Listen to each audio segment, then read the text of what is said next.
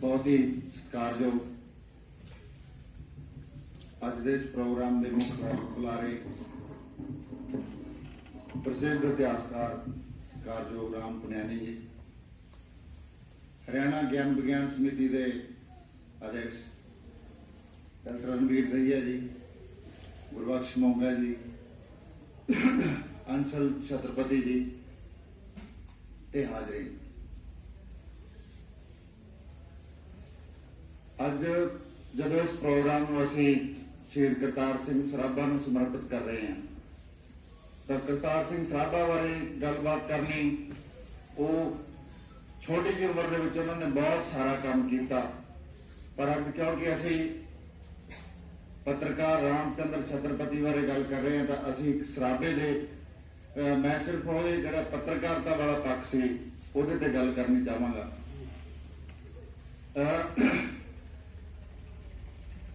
उस दौर के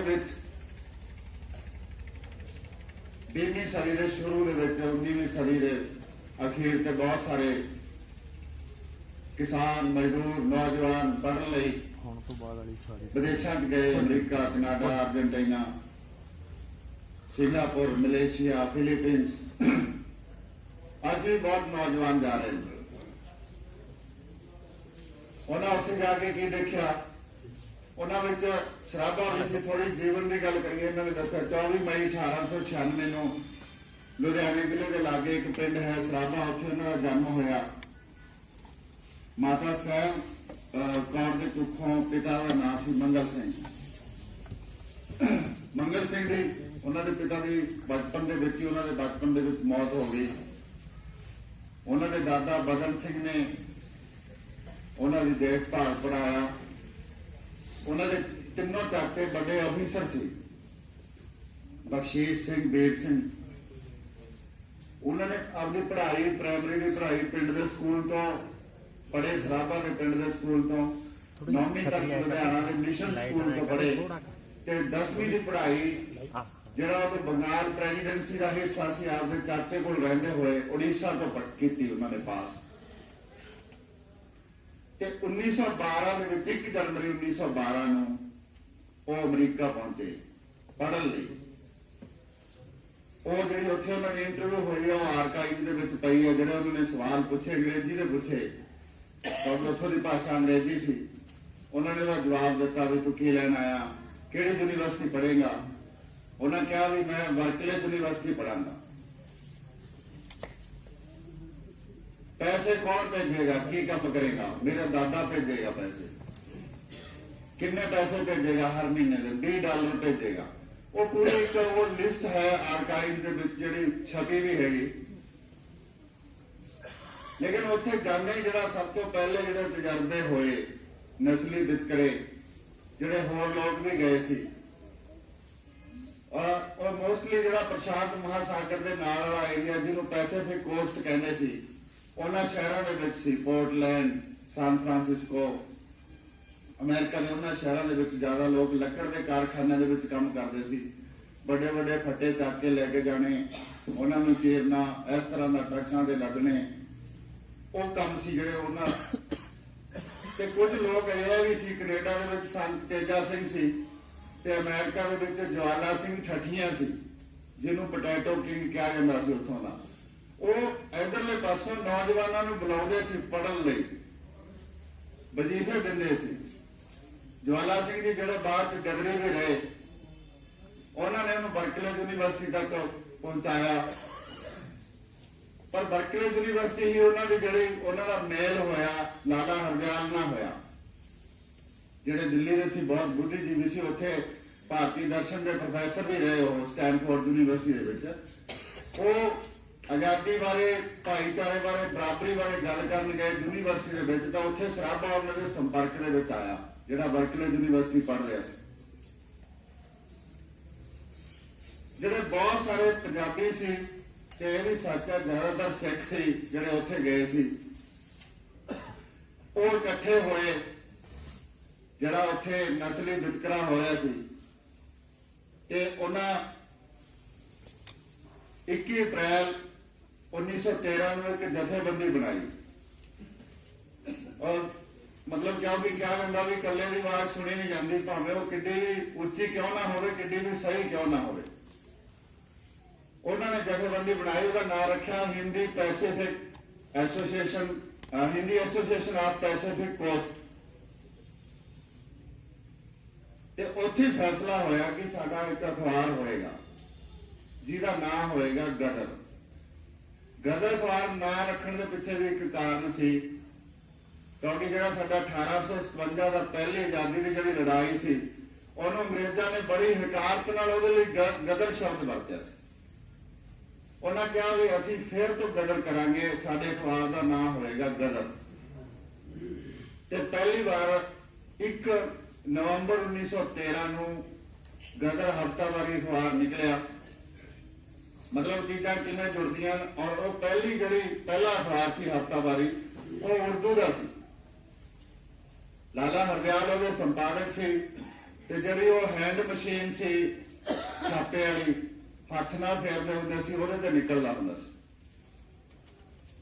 पर ज्यादातर जिहड़े पंजाब दे होण करके दसंबर दे विच, दसंबर 1913 च 1 महीने बाद ही ਉਹਦਾ पंजाबी एडिशन भी शुरू किया। ਉਹਦਾ ਜਿਹੜਾ पंजाबी साइक्लो स्टाइल करते सी, ਉਹ करतार सिंह सराभा करते सी। उर्दू का ਜਿਹੜਾ अखबार सी, ਉਹ रघुवर दयाल सी, ਉਹ लिखदा सी। ਹੁਣ ਤੁਸੀਂ ਜੇ ਆਪਾਂ ਗੱਲ ਕਰੀਏ ਤਾਂ ਉਰਦੂ ਦੀਆਂ 2200 ਕਾਪੀਆਂ ਨਿਕਲਦੀਆਂ ਸੀ ਹਰ ਹਫ਼ਤੇ, ਤੇ ਪੰਜਾਬੀ ਦੀਆਂ 2500 ਕਾਪੀਆਂ ਨਿਕਲਦੀਆਂ ਸੀ। ਤੇ ਫਿਰ ਉਹਨੂੰ ਵੰਡਿਆ ਜਾਂਦਾ ਸੀ ਜਿੱਥੇ ਜਿੱਥੇ ਵੀ ਭਾਰਤੀ ਲੋਕ ਰਹਿੰਦੇ ਸੀਗੇ, ਦੱਖਣੀ ਅਮਰੀਕਾ ਦੇ ਵਿੱਚ ਵੀ, ਕੈਨੇਡਾ ਦੇ ਵਿੱਚ ਵੀ, ਅਮਰੀਕਾ 'ਚ ਵੀ, ਤੇ ਜਹਾਜ਼ਾਂ ਰਾਹੀਂ ਫਿਲੀਪੀਨਸ, ਸਿੰਗਾਪੁਰ ਤੱਕ ਵੀ ਉਹ ਅਖਬਾਰ ਭੇਜਿਆ ਜਾਂਦਾ ਸੀ। ਜਦੋਂ ਅਸੀਂ ਸਰਾਬੇ ਦੀ ਗੱਲ ਕਰਦੇ ਹਾਂ ਤੇ ਫਿਰ ਉਹਨੇ ਪੂਰੀ ਤਰ੍ਹਾਂ ਕੁੱਲਵੰਤੀ ਹੋ ਗਿਆ। ਸੈਨ ਫਰਾਂਸਿਸਕੋ ਜਿੱਥੋਂ ਅਖਬਾਰ ਨਿਕਲਦਾ ਸੀ ਉਹਨੂੰ ਵੀ ਕਿਵੇਂ ਜੋੜਿਆ ਗਿਆ। ਉਸ ਜਿਹੜਾ ਹੈੱਡਕੁਆਟਰ ਸੀ ਉਹਦਾ ਨਾਮ ਰੱਖਿਆ ਗਿਆ ਜੁਗਾਂਤਰ ਆਸ਼ਰਮ। ਬੰਗਾਲ ਦੀ ਜਿਹੜੀ ਅਨੁਸ਼ੀਲਨ ਸਮਿਤੀ ਸੀ ਉਹ ਅਖਬਾਰ ਕੱਢਦੀ ਸੀ ਜੁਗਾਂਤਰ, ਉਹਦੇ ਨਾਂ ਤੋਂ ਉਹਨਾਂ ਨੇ ਨਾਮ ਰੱਖਿਆ ਜੁਗਾਂਤਰ ਆਸ਼ਰਮ।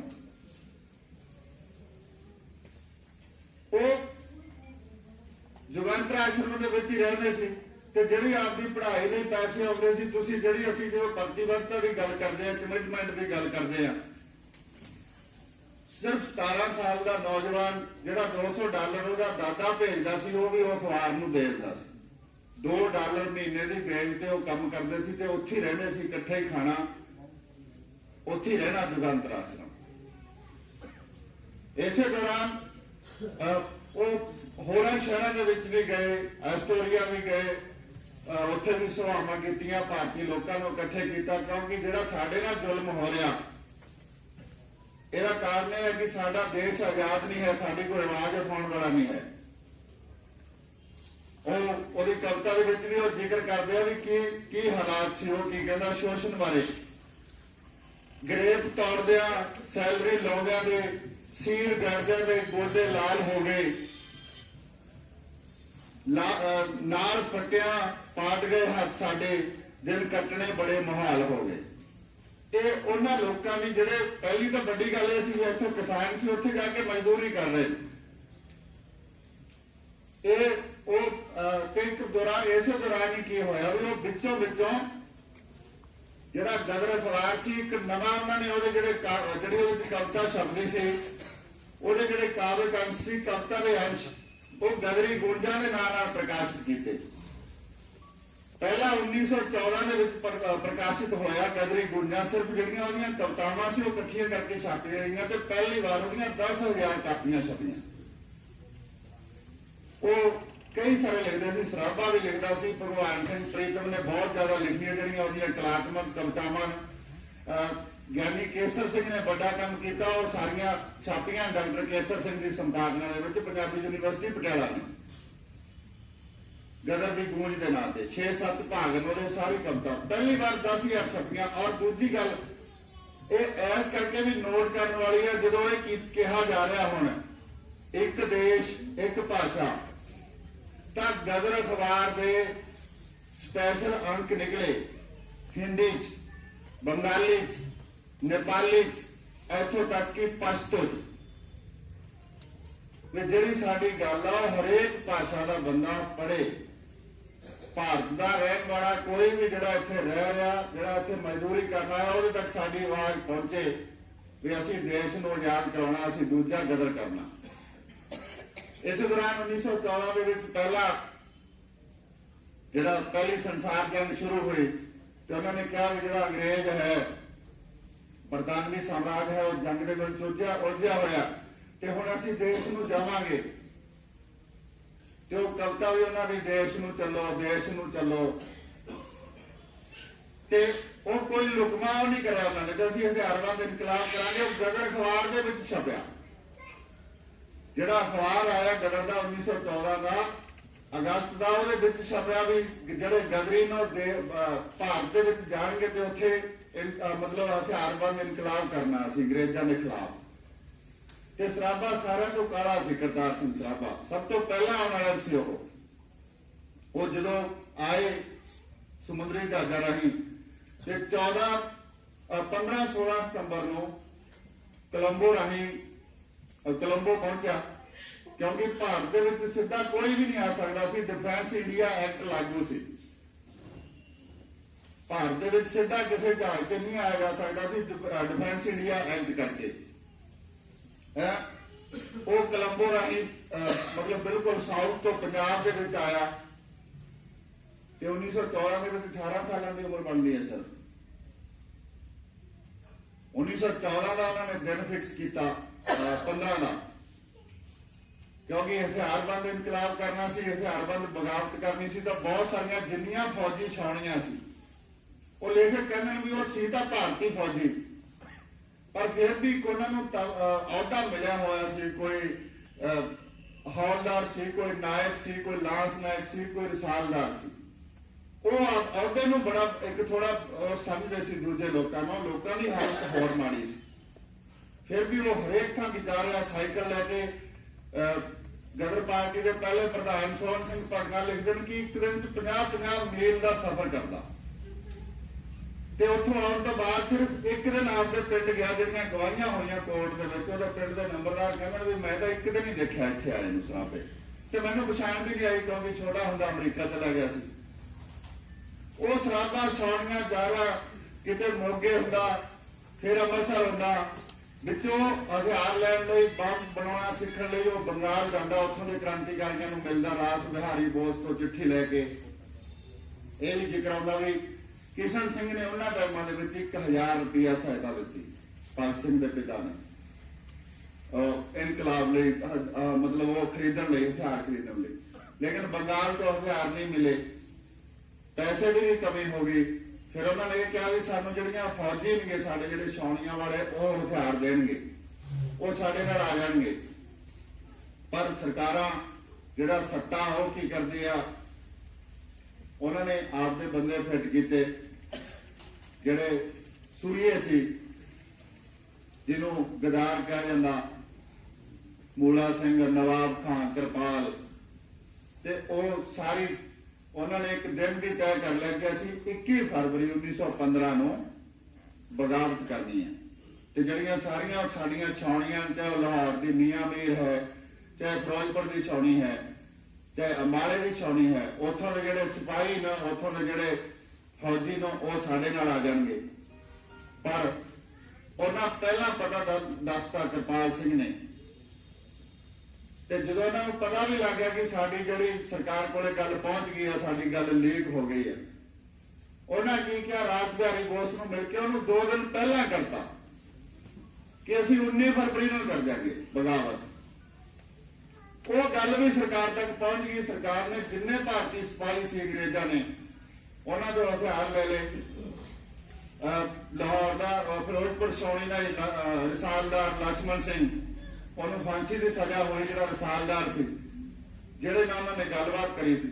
ਮਤਲਬ ਸਰਾਭਾ ਹਰ ਥਾਂ ਤੇ ਜਾ ਰਿਹਾ, ਕੋਈ ਉਹਨੂੰ ਖਾਂਦਾ ਨਹੀਂ। ਕਿਤੇ ਉਹ ਨਿਰੰਗ ਸਿੰਘ ਦੇ ਨਾਂ ਤੇ ਲਾਹੌਰ ਹੋਸਟਲ ਦੇ ਵਿੱਚ ਰਹਿ ਰਿਹਾ, ਇੱਕ ਦਿਨ ਰਹਿ ਰਿਹਾ। ਤੇ ਜਦੋਂ ਬਗਾਵਤ ਫੇਲ ਹੋਈ ਤਾਂ ਬਹੁਤ ਸਾਰੇ ਜਿਹੜੇ ਗਦਰੀ ਸੀ ਉਹ ਗ੍ਰਿਫਤਾਰ ਕਰ ਲਏ ਗਏ। ਉਹ ਉੱਥੋਂ ਜਾ ਰਹੇ ਨੇ ਕਾਬਲ ਨੂੰ, ਸਰਗੋਧੇ ਕੋਲੇ ਜਾ ਕੇ ਫਿਰ ਉਹੀ ਕਵਿਤਾ ਯਾਦ ਆਉਂਦੀ ਆ ਜਿਹੜੇ ਉਹਨਾਂ ਨੇ ਜਦੋਂ ਗਾ ਰਹੇ ਨੇ, ਉਹੀ ਕਵਿਤਾ ਫਿਰ ਯਾਦ ਆਉਂਦੀ ਆ। ਕਹਿੰਦੇ बनी सिर शेरा देखी जाना भज के। मतलब ये बड़ी लंबी कविता। जो पढ़ते हैं वापस आने भी आप तो लिख रहे थे हम वापस किधर जा रहे, फिर वापस आने ने सरगोधे को उथे फिर मतलब वो जो गलबात कर रहे हैं पुलिस आती है सराबा तो साथी है जो गिरफ्तार कर ले जाते। ये 2 मार्च 1916 की गल है। 31 मार्च को उवें जिवें भगत सिंह वेले किया गया उवें ही स्पैशल ट्रिब्यूनल बनाया गया ते स्पैशल ट्रिब्यूनल ने 60-66 ਜਿਹੜੇ ਗਦਰੀ ਸੀਗੇ 66 ਗਦਰੀਆਂ ਤੇ ਉਹ ਮੁਕੱਦਮਾ ਚਲਾਇਆ ਜਿਹਨੂੰ ਪਹਿਲਾ ਲਾਹੌਰ ਸਾਜ਼ਿਸ਼ ਕੇਸ ਕਿਹਾ ਜਾਂਦਾ। ਤੇ ਵਿਸ਼ਨੂੰ ਗਣੇਸ਼ ਪਿੰਗਲੇ ਜਿਹੜੇ ਮਹਾਰਾਸ਼ਟਰ ਦੇ ਸੀ ਤੇ ਕਰਤਾਰ ਸਿੰਘ ਸਰਾਭਾ ਦੋਨਾਂ ਨੇ ਕਿਹਾ ਹੋਇਆ ਸੀ ਕੋਈ ਵਕੀਲ ਨਹੀਂ ਕਰਨਾ, ਅਸੀਂ ਕੋਈ ਸਫਾਈ ਪੇਸ਼ ਨਹੀਂ ਕਰਨੀ। ਇੱਕ ਗਦਰੀ ਜਗਤ ਰਾਮ ਨੇ ਆਪਣਾ ਕੇਸ ਖੁਦ ਲੜਿਆ ਤੇ ਗੁਰਮਤ ਸਿੰਘ, ਕਰਤਾਰ ਸਿੰਘ ਸਰਾਭਾ ਤੇ ਪ੍ਰਿਥੀ ਸਿੰਘ ਬਿਲਕੁਲ ਸਭ ਤੋਂ ਛੋਟੇ ਸੀ ਤੇ ਨਿਧਾਨ ਸਿੰਘ ਵਰਗੇ ਤੇ ਜਿਹੜੇ ਜਮਾਂ ਬਜ਼ੁਰਗ ਸੀਗੇ ਚਿੱਟੀਆਂ ਦਾੜੀਆਂ ਵਾਲੇ ਬਾਬਾ ਸੋਹਣ ਸਿੰਘ ਭਗਨਾ ਹੋਰੀ ਉਹ ਵੀ ਸੀਗੇ ਵਿੱਚ। ਜੱਜ ਵੀ ਕਹਿ ਰਿਹਾ ਵੀ ਇਹ ਛੋਟੀ ਜਿਹੀ ਉਮਰ ਦਾ ਮੁੰਡਾ 19.5 ਸਾਲ ਦਾ, ਉਹਦਾ ਬਿਆਨ ਇੱਕ ਦਿਨ ਉਹਨੇ ਲਿਖਿਆ ਨਹੀਂ ਵੀ ਤੁਸੀਂ ਤੁਹਾਡੇ ਤੇ ਆਰੋਪ ਆ ਵੀ ਤੁਸੀਂ ਅੰਗਰੇਜ਼ਾਂ ਦੇ ਖਿਲਾਫ ਯੁੱਧ ਸ਼ੁਰੂ ਕੀਤਾ। ਕਹਿੰਦਾ ਬਿਲਕੁਲ ਜਿਹੜਾ ਇੱਕ ਗੁਲਾਮ ਆ ਉਹਨੂੰ ਹੱਕ ਆ ਬਗਾਵਤ ਕਰਨ ਦਾ। ਅਸੀਂ ਅੰਗਰੇਜ਼ਾਂ ਨੂੰ ਇੱਥੋਂ ਕੱਢਣਾ ਚਾਹੁੰਦੇ ਸੀ, ਮਾਰਨਾ ਚਾਹੁੰਦੇ ਸੀ, ਸਾਡੇ ਦੇਸ਼ ਨੂੰ ਆਜ਼ਾਦ ਕਰਾਉਣਾ ਚਾਹੁੰਦੇ ਸੀ। ਕਹਿੰਦੇ ਤੈਨੂੰ ਪਤਾ ਜੱਜ ਪੁੱਛਦਾ ਵੀ ਇਹਦਾ ਕੀ ਰਿਜ਼ਲਟ ਨਿਕਲੇਗਾ ਤੇਰੇ ਬਿਆਨ ਦਾ। ਕਹਿੰਦਾ ਬਿਲਕੁਲ ਤੁਹਾਡੇ ਤੋਂ ਕੋਈ ਉਮੀਦ ਵੀ ਨਹੀਂ ਕਰੀ ਜਾ ਸਕਦੀ, ਮੈਨੂੰ ਇਹ ਪਤਾ ਵੀ ਫਾਂਸੀ ਹੋ ਜਾਏਗੀ ਨਹੀਂ, ਪਰ ਤੁਸੀਂ ਸਾਡੇ ਵਿਚਾਰਾਂ ਨੂੰ ਨਹੀਂ ਮਾਰ ਸਕਦੇ। ਉਹਨੇ ਬਿਆਨ ਉਸ ਦਿਨ ਨਹੀਂ ਲਿਖਾ ਵੀ ਅਗਲੇ ਦਿਨ ਸ਼ਾਇਦ ਸਰਾਭਾ ਥੋੜਾ ਬਦਲ ਜੇ, ਲੇਕਿਨ ਉਹਨੇ ਅਗਲੇ ਦਿਨ ਉਸ ਤੋਂ ਵੀ ਜ਼ਿਆਦਾ ਤਿੱਖਾ ਬਿਆਨ ਦਿੱਤਾ। ਉਹਦਾ ਫੈਸਲਾ ਹੋਇਆ ਫਾਂਸੀ ਦਾ 13 ਸਤੰਬਰ ਨੂੰ 1916 ਨੂੰ। ਉਹਨਾਂ ਨੂੰ ਅਲੱਗ-ਅਲੱਗ ਬੈਠਕਾਂ ਦੇ ਵਿੱਚ 24 ਗਦਰੀਆਂ ਨੂੰ ਫਾਂਸੀ ਹੋਈ। 24 ਦੇ ਵਿੱਚੋਂ ਕਿਸੇ ਨੇ ਇੱਕ ਨੂੰ ਛੱਡ ਕੇ ਉਹਦੇ ਵੀ ਪਰਿਵਾਰ ਨੇ ਅਪੀਲ ਕੀਤੀ, ਕਿਸੇ ਨੇ ਅਪੀਲ ਨਹੀਂ ਕੀਤੀ। ਲੇਕਿਨ ਗਵਰਨਰ ਨੇ ਫਿਰ ਵੀ ਕਿਹਾ ਵੀ ਇਹ ਬਹੁਤ ਜ਼ਿਆਦਾ ਵੱਡਾ ਫੈਸਲਾ, ਕਿਉਂਕਿ ਜਿਸ ਦਿਨ ਇਹ ਕੇਸ ਸ਼ੁਰੂ ਹੋਇਆ ਸੀ ਅੱਧੇ ਤਾਂ ਉਸ ਦਿਨ ਜਹਾਜ਼ ਤੋਂ ਉਤਰ ਰਹੇ ਸੀ, ਉਹ ਤਾਂ ਪੰਜਾਬ 'ਚ ਹੈ ਹੀ ਨਹੀਂ ਸੀ, ਉੱਥੇ ਹੀ ਗ੍ਰਿਫਤਾਰ ਕੀਤੇ ਗਏ। ਉਹ ਅਸੀਂ ਜਿਹੜੀ ਅੰਗਰੇਜ਼ ਕੌਮ ਆ ਬੜੀ ਉਹ ਕਹਿੰਦੇ ਆ ਨਿਆਪਰੀ ਹੈ ਸਾਡੇ ਦੇਸ਼ ਦੇ ਵਿੱਚ ਤੇ ਪੂਰੀ ਦੁਨੀਆ ਦੇ ਵਿੱਚ ਸਾਡਾ ਤਮਾਸ਼ਾ ਬਣੇਗਾ। ਤਾਂ 17 ਬੰਦਿਆਂ ਦੀ ਜਿਹੜੀ ਫਾਂਸੀ ਸੀ ਉਹਨੂੰ ਉਮਰ ਕੈਦ ਦੇ ਵਿੱਚ ਬਦਲਦਾ। ਤੇ ਕਰਤਾਰ ਸਿੰਘ ਸਰਾਭਾ ਕੱਲਾ ਨਹੀਂ, 7 ਜਣੇ ਜਿਹੜਾ ਨੂੰ ਫਾਂਸੀ ਲੱਗੀ 16 ਨਵੰਬਰ 1915 ਨੂੰ।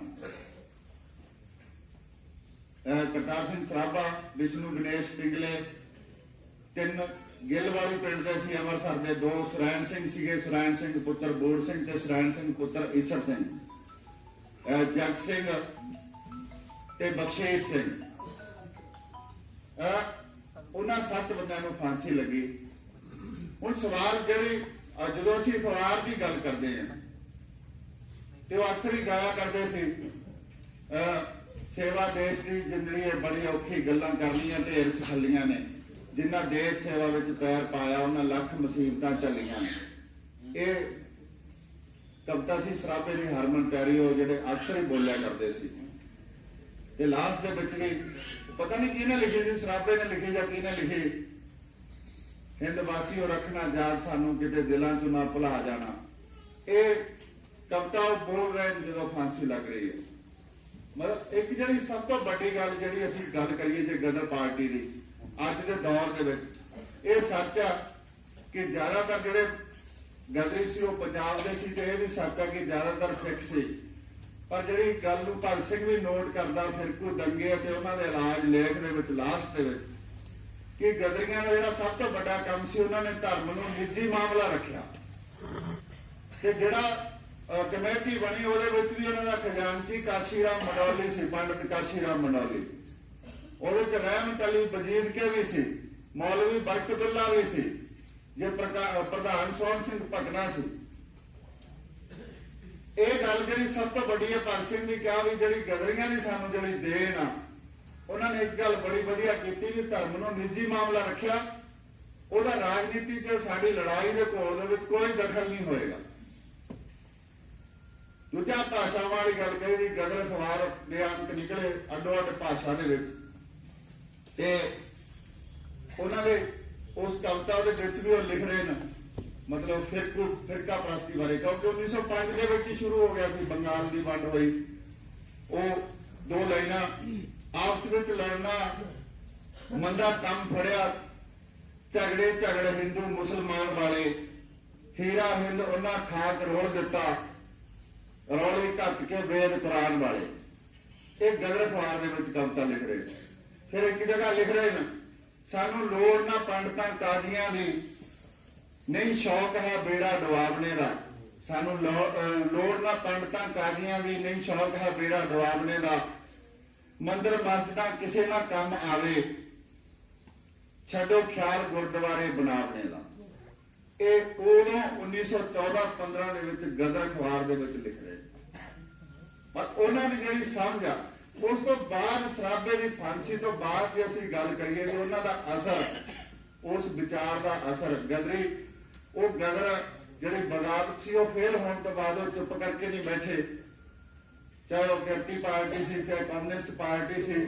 ਇਸੇ ਦੌਰਾਨ 1917 ਦੇ ਵਿੱਚ ਜਦੋਂ ਰੂਸੀ ਇਨਕਲਾਬ ਹੋਇਆ ਤਾਂ ਦੋ ਗਦਰੀ ਸੰਤੋਖ ਸਿੰਘ ਧਰਦਿਓ ਤੇ ਰਤਨ ਸਿੰਘ ਰਾਏਪੁਰ ਡੱਬਾ ਉੱਥੇ ਪੜ੍ਹਨ ਜਾਂਦੇ ਨੇ, ਉੱਥੇ ਸਿੱਖਣ ਜਾਂਦੇ ਨੇ। ਸੰਤੋਖ ਸਿੰਘ ਧਰਦਿਓ ਆ ਕੇ ਫਿਰ ਅਖਬਾਰ ਕੱਢਦਾ ਅੰਮ੍ਰਿਤਸਰ ਤੋਂ ਕਿਰਤੀ, ਤੇ ਉਸੇ ਕਿਰਤੀ ਅਖਬਾਰ ਦੇ ਵਿੱਚ ਸ਼ਹੀਦ ਭਗਤ ਸਿੰਘ ਲੇਖ ਲਿਖ ਰਿਹਾ ਵੀ ਉਹ ਵਿਚਾਰ ਕਿਵੇਂ ਅੱਗੇ ਚੱਲਦੇ ਨੇ। ਤੇ ਭਗਤ ਸਿੰਘ ਸਰਾਭੇ ਦੀ ਫੋਟੋ ਆਪਦੀ ਜੇਲ੍ਹ ਦੇ ਵਿੱਚ ਰੱਖਦਾ ਤੇ ਉਹੀ ਕਹਿੰਦਾ ਵੀ ਇਹ ਮੇਰਾ ਗੁਰੂ ਆ, ਇਹ ਮੇਰਾ ਸਾਥੀ ਹੈ, ਮੇਰਾ ਦੋਸਤ ਆ। ਤੇ ਉਹੀ ਗੀਤ ਗਾਉਂਦਾ ਜਿਨ੍ਹਾਂ ਦੇਸ਼ ਸੇਵਾ ਵਿੱਚ ਪੈਰ ਪਾਇਆ, ਲੱਖ ਮੁਸੀਬਤਾਂ ਚੱਲੀਆਂ ਨੇ। ਤੇ ਜਦੋਂ ਨੌਜਵਾਨ ਭਾਰਤ ਸਭਾ ਦਾ ਕੋਈ ਪ੍ਰੋਗਰਾਮ ਕਰਦੇ ਆ, ਪਿੰਡਾਂ ਦੇ ਵਿੱਚ ਜਾਂਦੇ ਨੇ, ਲੋਕਾਂ ਨੂੰ ਸਲਾਈਡਾਂ ਦਿਖਾਉਂਦਾ। ਉਹ ਲਗਾਤਾਰ ਲੜਦੇ ਰਹੇ ਕਿ ਦੇ ਮਤਲਬ ਜਿਹੜੇ ਗਦਰੀ ਫਿਰ ਉਹ ਕਿਰਤੀ ਪਾਰਟੀ ਚਾਹੇ ਮਜਾਰਾ ਕੋਲ ਹੋਇਆ ਚਾਹੇ ਪੱਗਾ ਮੰਡਲ ਲਹਿਰ ਹੋਈ, ਵਿਚਾਲੇ ਬੱਬਰ ਅਕਾਲੀ ਲਹਿਰ ਆਈ, ਉਹ ਗਦਰੀ ਸੀ। ਤੇ ਉਹੀ ਗਦਰੀ ਵਿਸਾਖਾ ਸਿੰਘ ਦਦੇਹਰ ਜਿਹੜਾ ਪਹਿਲਾ ਪ੍ਰਧਾਨ ਵੀ ਬਣਿਆ ਸ਼੍ਰੋਮਣੀ ਕਮੇਟੀ ਦਾ, ਜਿਹਨੂੰ ਸੰਤ ਕਿਹਾ ਜਾਂਦਾ ਸੀ, ਉਹਨੂੰ ਹਟਾਇਆ ਗਿਆ ਇਸ ਕਰਕੇ ਕਿਉਂਕਿ ਕਿਸੇ ਹੋਰ ਅਧਿਕਾਰੀ ਨੂੰ ਸਨਮਾਨਿਤ ਕਰ ਰਹੇ ਸੀ।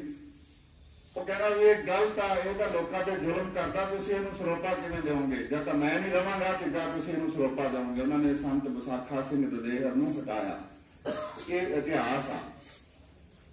ਅਖਬਾਰ ਦੀ ਜਿਹੜੀ ਪਹਿਲੀ ਟੂਕ ਇਹ ਸੀ, ਉਹਨਾਂ ਨੇ ਆਪਦਾ ਜਿਹੜਾ ਜਜ਼ਬੇ ਦਾ ਉਹਦਾ ਸੋਰਸ ਕਿਹਨੂੰ ਮੰਨਿਆ? ਸਿੱਖ ਗੁਰੂਆਂ ਨੂੰ, 1857 ਦੇ ਕ੍ਰਾਂਤੀਕਾਰੀਆਂ ਨੂੰ, ਗਦਰੀਆਂ। ਅਖਬਾਰ ਦੀ ਟੂਕ ਉੱਤੇ ਲਿਖੀ ਹੁੰਦੀ ਸੀ, ਜੇ ਤੋਂ ਪ੍ਰੇਮ ਖੇਲਣ ਦਾ ਚਾਹੋ ਸਿਰ ਧਰ ਗਲੀ ਮੋੜੀ ਆਓ। ਇਹ ਪਹਿਲੇ ਲਾਈਨ ਸੀ ਉੱਤੇ ਉਹਦਾ ਜਿਹੜਾ ਹੈਡਿੰਗ ਹੁੰਦਾ ਸੀ ਗਦਰ ਦੇ ਉੱਪਰ, ਇਹ ਛੋਟੇ ਅੱਖਰਾਂ ਦੇ ਵਿੱਚ ਲਿਖਿਆ ਹੁੰਦਾ ਸੀ। ਤੇ ਆਜ਼ਾਦੀ ਤੋਂ ਬਾਅਦ ਵੀ ਜਿਹੜੀ ਪਹਿਲੀ ਭੁੱਖ ਹੜਤਾਲ ਹੋਈ ਜਲਿਆਂਵਾਲੇ ਬਾਗ ਦੇ ਮੁੱਦੇ ਨੂੰ ਲੈ ਕੇ, ਉਹ ਸੋਹਣ ਸਿੰਘ ਭਗਨਾ ਨੇ ਕੀਤੀ, ਜਿਹੜੇ ਪਹਿਲੇ ਪ੍ਰਧਾਨ ਸੀ। ਨਹਿਰੂ ਖੁਦ ਆਏ ਚੱਲ ਕੇ, ਬਾਬਾ ਕੂਬਾ ਹੋ ਗਿਆ ਸੀ। ਤੇ ਅੱਜ ਵੀ ਜੇ ਪੰਜਾਬ ਦੇ ਵਿੱਚ ਵੀ ਅਸੀਂ ਗੱਲ ਕਰੀਏ, ਉਹ ਵਿਚਾਰ ਬਾਅਦ ਤੱਕ ਜਿਉਂਦੇ ਰਹੇ। ਅੱਜ ਵੀ 1 ਨਵੰਬਰ ਅਖਬਾਰ ਕਰਕੇ ਗਦਰ ਪਾਰਟੀ ਦਾ ਜਿਹੜਾ ਉਹ ਸਥਾਪਨਾ ਦਿਵਸ ਉਹ 1 ਨਵੰਬਰ ਨੂੰ ਮਨਾਇਆ ਜਾਂਦਾ। ਹਰ ਸਾਲ ਜਲੰਧਰ ਦੇ ਵਿੱਚ ਦੇਸ਼ ਭਗਤ ਯਾਦਗਾਰ ਹਾਲ ਵੱਡਾ ਮੇਲਾ ਹੁੰਦਾ। ਤੇ ਉਹ ਜਿਹੜੇ ਵਿਚਾਰ ਨੇ ਉਹਨਾਂ ਦੇ ਉਹ ਜਿਉਂਦੇ ਨੇ ਅਜੇ ਵੀ। ਉਹ ਵਿਚਾਰ ਲੜ ਰਹੇ ਲੋਕਾਂ ਲਈ ਇੱਕ ਊਰਜਾ ਨੇ। ਤੇ ਆ ਹੁਣੇ ਇੱਕ ਬਹੁਤ ਵੱਡਾ ਫੈਸਲਾ ਹੋਇਆ, ਲੋਕਾਂ ਨੇ ਲੜ ਕੇ, ਅਸੀਂ ਸਲਾਮ ਕਰਦੇ ਉਹਨਾਂ ਲੜਨ ਵਾਲੇ ਲੋਕਾਂ ਨੂੰ। ਸੁਪਰੀਮ ਕੋਰਟ ਦੀ ਦਿੱਤੀ ਹੋਈ ਸਜ਼ਾ ਜਿਹੜੀ ਬਿਲਕੁਲ ਝੂਠੀ ਸੀ, ਮਨਜੀਤ ਧਨੇਰ ਵਾਲੀ, ਉਹ ਲੋਕਾਂ ਨੇ ਵਾਪਸ ਕਰਵਾਈ ਹੈ, ਸਜ਼ਾ ਮਾਫ ਕਰਵਾਈ ਹੈ ਰਾਜਪਾਲ ਤੋਂ। ਉਹਨਾਂ ਗਦਰੀਆਂ ਦੇ ਵਿਚਾਰ ਉੱਥੇ 47 ਦਿਨ ਲੋਕਾਂ ਨੇ ਦੀਵਾਲੀ ਵੀ ਉੱਥੇ ਮਨਾਈ, ਗੁਰਪੁਰਬ ਵੀ ਉੱਥੇ ਮਨਾਇਆ। ਤੇ ਉਹ ਵਿਚਾਰ ਜਿਉਂਦੇ ਰਹਿਣਗੇ। ਜਿਹੜੀ ਉਹ ਗੱਲ ਕਹਿ ਕੇ ਗਏ ਸੀ, ਜਦੋਂ ਅਸੀਂ ਪੱਤਰਕਾਰਤਾ ਦੇ ਤੌਰ ਤੇ ਯਾਦ ਕਰ ਰਹੇ ਹਾਂ, ਤਾਂ ਉਹ ਪੰਜਾਬ ਚ ਆ ਕੇ ਵੀ ਅਖਬਾਰਾਂ ਦੀ ਗੱਲ ਕਰਦਾ ਵੀ ਇੱਥੇ ਅਸੀਂ ਛਾਪਾਖਾਨਾ ਲਾਵਾਂਗੇ, ਇੱਥੋਂ ਅਸੀਂ ਅਖਬਾਰ ਕੱਢਾਂਗੇ। ਫਿਰ ਉਹ ਜਾਇਆ ਕਰੇਗਾ। ਤੇ ਉਹਨਾਂ ਵਿਚਾਰਾਂ ਨੂੰ ਜਿਉਂਦੇ ਰੱਖਣ ਲਈ ਜਿਹੜਾ ਅਖਬਾਰਾਂ ਦਾ, ਜਿਹੜਾ ਸਾਹਿਤਕਾਰਾਂ ਦਾ ਜਿਹੜੀ ਵਿਚਾਰਾਂ ਦੀ ਲੋੜ ਆ, ਉਹ ਜਿਉਂਦੇ ਰਹਿਣਗੇ। ਇਨਕਲਾਬ ਜਿੰਦਾਬਾਦ।